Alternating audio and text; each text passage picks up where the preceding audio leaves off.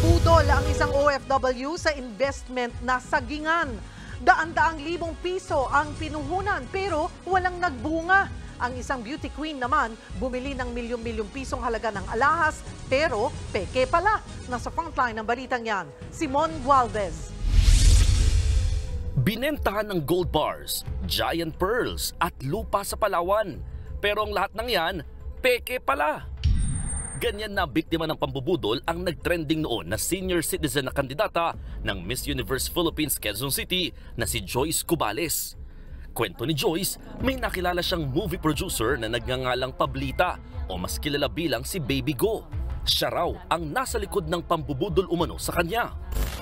Ma'am, malaki na yung nakuha niya sa inyo? Ay, sobrang laki na. Oo. Galit na yung mga family ko. Sa akin sabi, ano ba ate?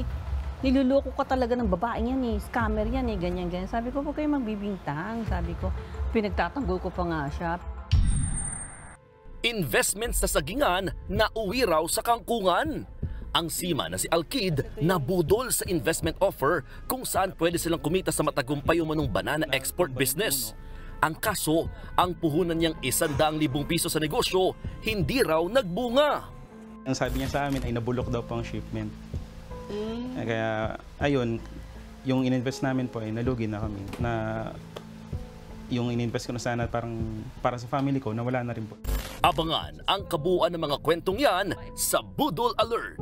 Ngayong linggo, 4:30 ng hapon bago mag-Frontline Pilipinas Weekend. Nagbabalita mula sa Frontline, Mon Gualvez, News 5.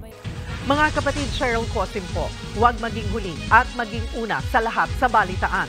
Para sa tuloy-tuloy na talakayan sa Frontline, mag-follow at mag-subscribe sa social media pages ng News 5.